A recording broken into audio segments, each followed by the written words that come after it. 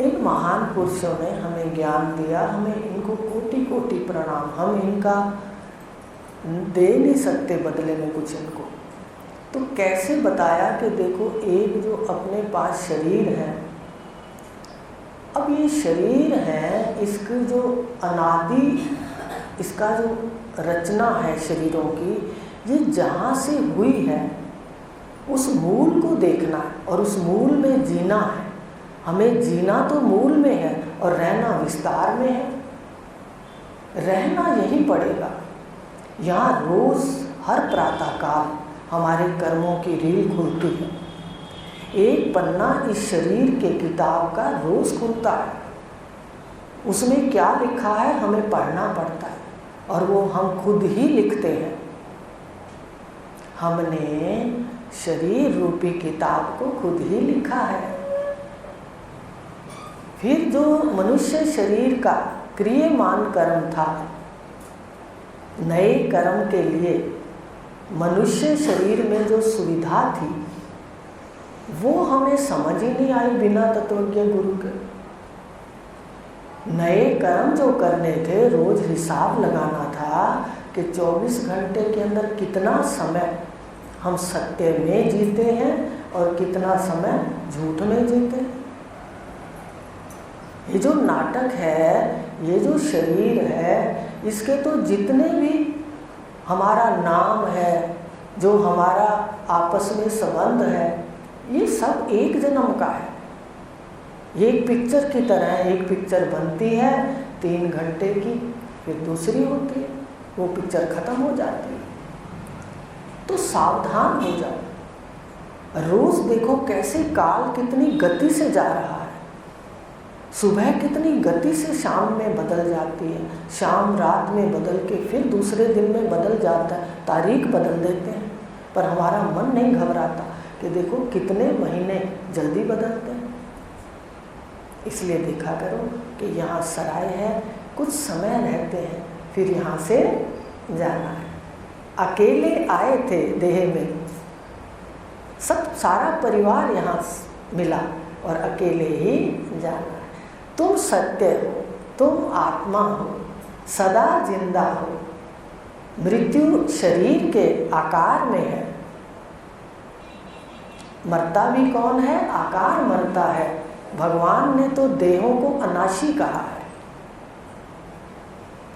पढ़ा है 15वें अध्याय के अंदर, भगवान ने कहा ये देहें अनाशी हैं अर्जुन, माने इनका नाश नहीं होता। और इस देहों के मूल के अंदर जो है वो ईश्वर है, और ईश्वर का भी आश्रय, मूल स्थान, उद्गम स्थान परमात्मा है, महेश्वर है। तो अब भगवान ने कहा कि ये जो देहें हैं इसके मूल को जान लो। तो देहें विनाशी नहीं कह के अविनाशी कहा। देहें अविनाशी है माने शरीर के पत्ते जो हैं, जो ये इस वृक्ष के, अश्वत्थ वृक्ष के पत्ते हैं, संसार के पत्ते शरीर हैं, ये नाश नहीं होते, ये रूपांतरण होते। बचपन मिलता है, जवानी मिलती है, बुढ़ेपा मिलता है। अब ये जो पत्ते शरीर है जिसका बचपन, जवानी, बुढ़ेपा है, ये हमारे अंतःकरण रूपी टहनी पर लटके हुए हैं। जो हमारा अंतःकरण है वो 3 गुणों का है। अंतःकरण में फिर कोमल पुष्प निकल आते हैं और शरीर बन जाते हैं। टहनी में जैसे होता है ना, पत्ता गिर जाता है, पतझड़ में गिर गया, थोड़े समय के बाद उस टहनी में फिर ईक्षण होता है और पत्ता निकलने लग जाता है। ऐसे देखो कर्म भोग देकर ये शरीर उतर जाते हैं पत्ते। इनको अनाशी कहा। ये बड़ा रहस्य युक्त है। उधर से भगवान कह रहे हैं देह अविनाशी है, उधर कह रहे हैं पहले के 15वें अध्याय में 2 बातें करी, विनाशी नहीं, ये देह अविनाशी है। माने इनका नाश नहीं है, इनके रूप बदलते हैं।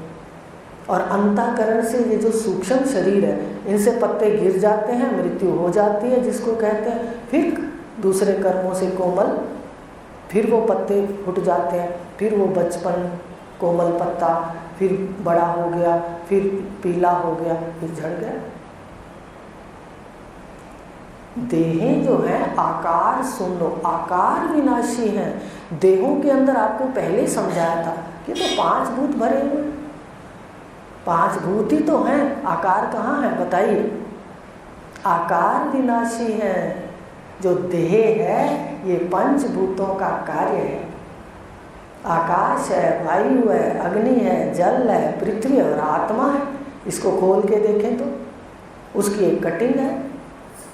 जैसे आपने कोई कपड़े थान के अंदर कटिंग करी है तो सूत सारा, उसकी कटिंग कर दी। इसी प्रकार ईश्वर ने सृष्टि को रचा।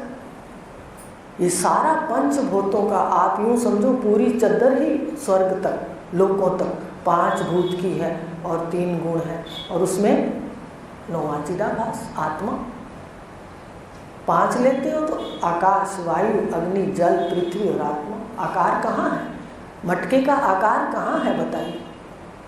निश्चय करिए, निश्चय करिए। ऐसे महान पुरुष मिले हैं। समय जगत को सारा दो, पर विस्तार में आप सारे दिन रहो, पर जियो प्रकाश स्वरूप में। सृष्टि का लय कर दो, जो शेष रहे अशेष, शेष रहे अशेष, वहाँ स्थित हो जाओ, व्यवहार करो उत्तर के देह के अंदर।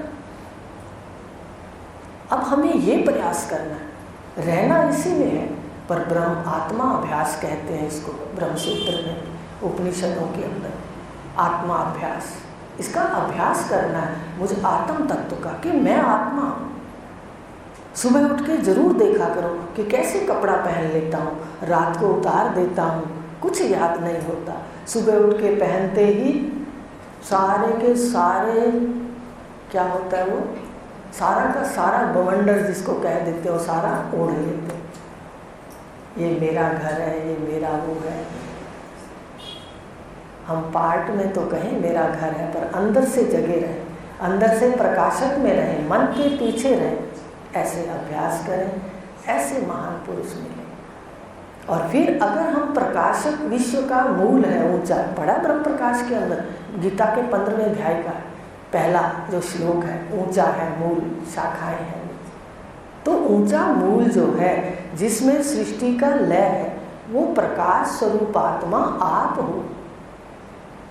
आप सुषुप्ति में देख लो, आप प्रकाश स्वरूप आत्मा हो, आनंद हो। ये आपका असली स्वरूप है।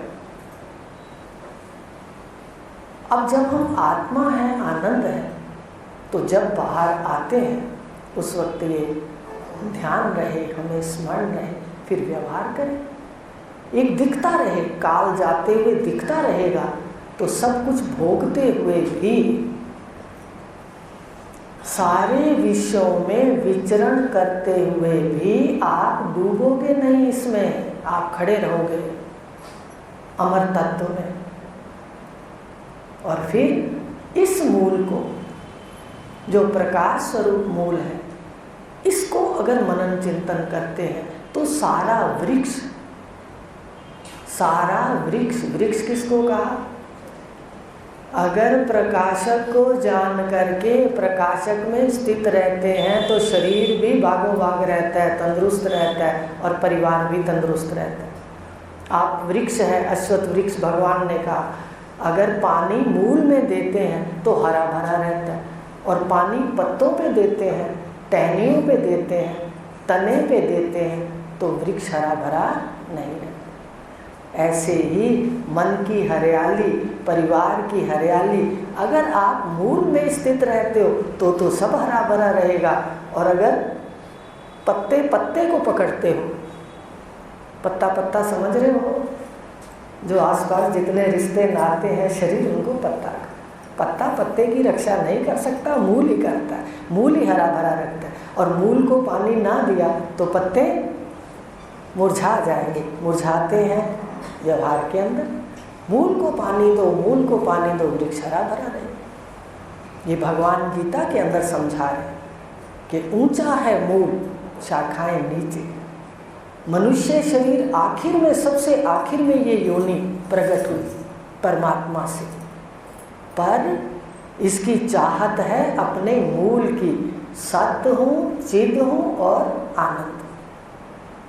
कितना साधारण सा ज्ञान है, बस उसको पकड़ लें। हमारी चाहत तो यही है, हम मरना नहीं चाहते, हम मूर्ख बनना नहीं चाहते, हम सदा सुखी रहना चाहते हैं। इसका मतलब अपने स्वरूप की चाहत है, पर शरीर में जीते हैं इसलिए दुख उठाते हैं।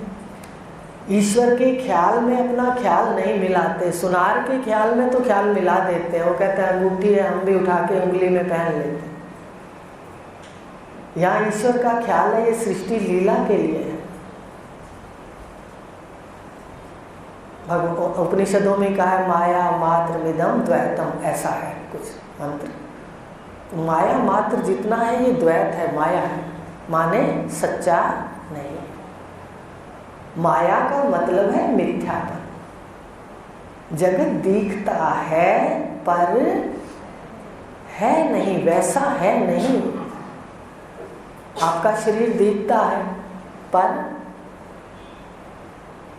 वास्तव में है नहीं। फिर कहते हैं देखो ये मूर्ति है, अब वो मिट जाती है तो दोबारा नहीं दिखती। तो इस प्रकार गुरुदेव बता रहे हैं तू अपने को याद कर, अपने मूल को सदा स्मरण कर, प्राणों का खर्च वहाँ कर, तो तेरा मन तन और परिवार हरा भरा रहे। माने ब्रह्मा जी ने कहा जिसको बिना कुछ किए, या तो को ब्रह्मा जी झूठ बोलते हैं, विष्णु जी ने ब्रह्मा जी को उपदेश दिया ये सनातन धर्म, और फिर उन्होंने आगे डोंडी कराई। जिसको बिना कुछ किए लोगों की प्राप्ति और ऐश्वर्य की प्राप्ति और मुक्त होना है, वो दुखों से बचना है, वो मेरे पास आ जाए। इसका मतलब यहाँ आने से पुण्य पूंजी और बैठने से पुण्य वृत्ति, मोक्ष, सुनने से मोक्ष और आने से पुण्य पूंजी। पुण्य पूंजी का क्या मतलब है? ये इन महापुरुषों ने रहस्य खोले, इनकी शरण से ही परम शांति मिली। गीता भी समझ आई भगवान कि पुण्य पूंजी आने से बनती है। माने घर के ऐश्वर्यों में बदलाव आना शुरू हो जाएगा, धीरे धीरे बढ़ने शुरू हो जाएंगे, समझ गए? और सुनने से मोक्ष होगा, दुखों से छूटे। मोक्ष और कुछ नहीं है। जितने बंधन हमने मान रखे हैं, जितने भी बंधन पद के, पदार्थ के, शरीर के, रिश्ते नातों के, ये सब मिथ्या दिखे। तो कहा सर्व दुखों की निवृत्ति और परम आनंद की प्राप्ति तो श्रवण से होगी। लिखते जाओ अपने दिल की डायरी में, किताब में नहीं लिखना। किताब का तो लिखा हुआ एक दिन किताब में रह जाता है, कौन सा याद आता है कि कौन सी किताब में क्या लिखा था। अपने बार बार सुनो, हृदय की डायरी में लिखो। आने से पुण्य पूंजी, थके हारे आए ना कुछ सुना फिर भी पुण्य पूंजी। क्या अर्थ है उसका? घर में ऐश्वर्यों में बदलाव। और फिर पुण्य वृत्ति कहते सुन सुन के अंतःकरण मोक्ष को प्राप्त होगा। वृत्तियां पुण्यवान होंगी पहले। और बिना सुने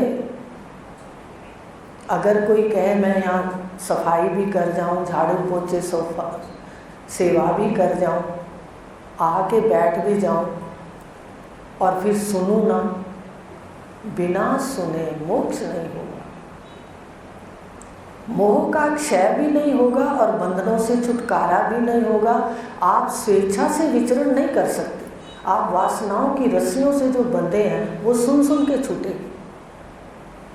सुन सुन के ही हमारे अंदर वासना की रस्सी पड़ी है, ये मेरा पुत्र है, ये मेरी धी है, मेरा।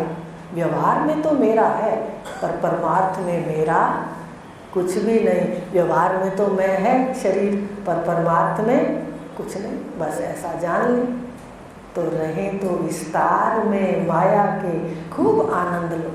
जगत की सैर करो। ईश्वर ने इतने सुंदर प्रदर्शनी लगा रखी है अपनी प्रकृति की। इस शरीर को देख लो, देखो ना कैसे शरीर है। अगर इसको देखते हैं अंदर से तो कुछ नहीं पता चलता कि भाई इतनी कीमती फैक्ट्रियां हैं इसमें। मेरे भाई बहन, पता नहीं चलता। शरीर के अंदर अगर कोई डॉक्टर भी दिखा दे ना चीर फाड़ के, तो ऐसे लगेगा भाई कोई चीज़ें पड़ी हैं। इतनी कीमती फैक्ट्रियाँ, कोई खून बना रही है, कोई मूत्र बना रही है, कोई विष्ठा बना रही है, कोई देखो क्या क्या बन रहा है।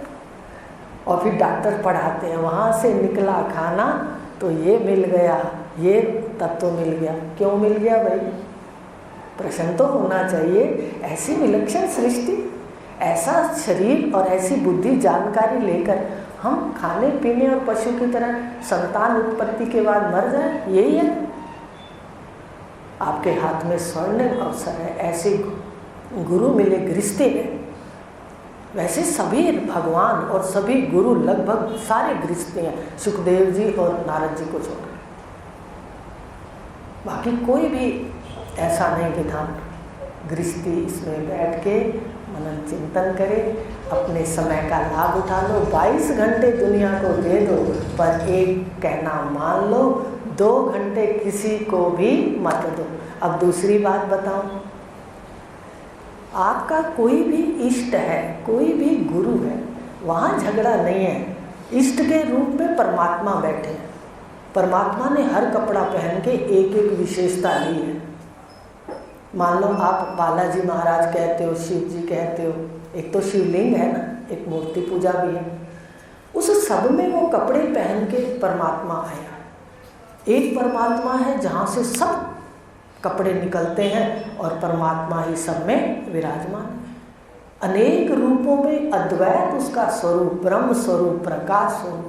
तुम उसके उपासक हो, हैं सब वही, ये सब श्रेष्ठ है। पर भगवान ने कहा ज्ञानी मेरा स्वरूप, मेरे दर्शन करने तो ज्ञानी के कर लो, भगवान कह रहे हैं। तो इस प्रकार ये हम देखें कि जीना तो थोड़े समय का है ये, इसलिए इस शरीर के जाने से पहले हम 2 घंटे नियम बना लें शक्ति से।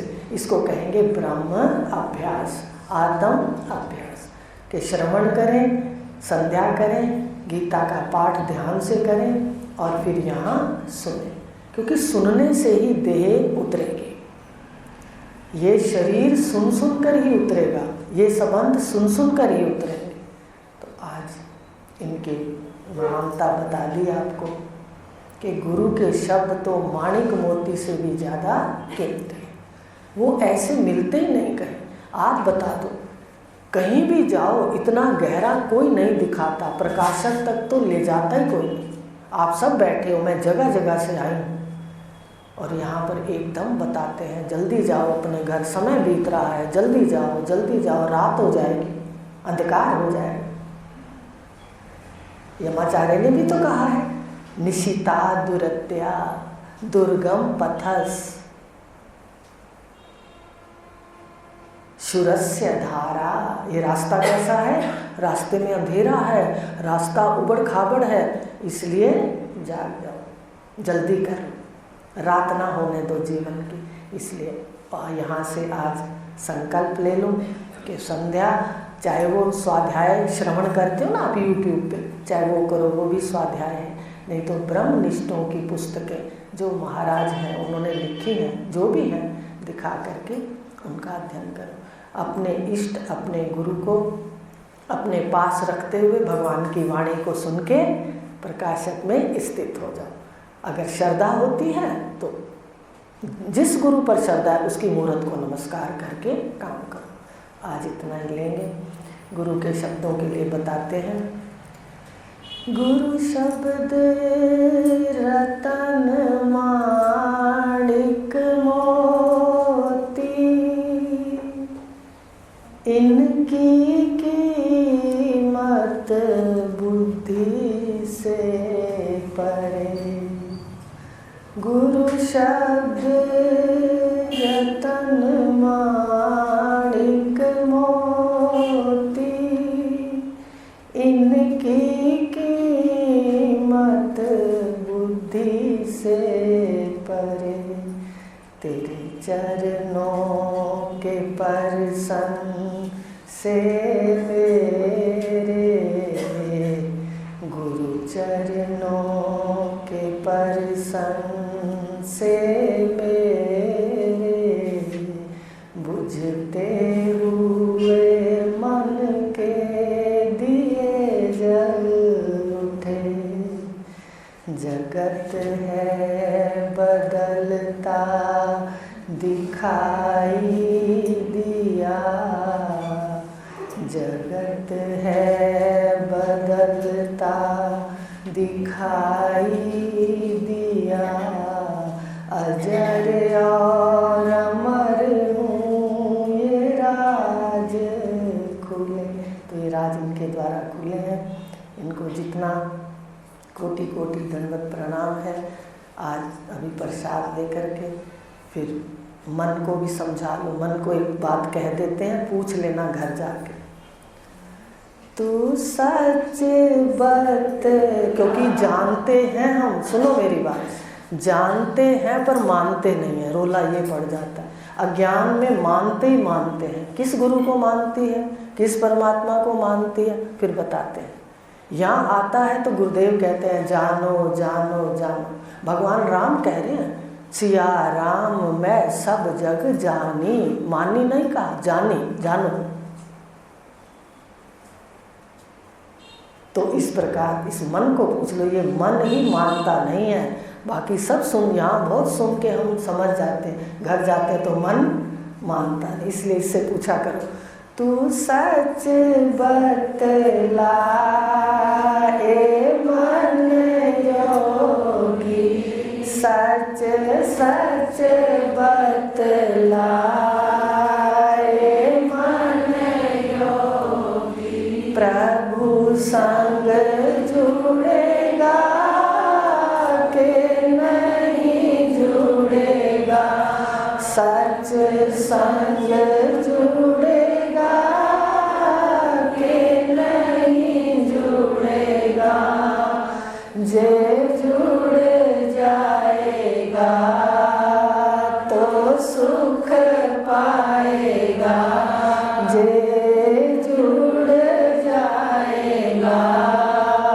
तो सुख पाएगा, गर नहीं जुड़ेगा तो रुल जाएगा, गर नहीं जुड़ेगा तो रुल जाएगा, गर विषयों का मनन करेगा, गर विषयों का मनन करेगा, तो जग अग्नि में सुलगेगा,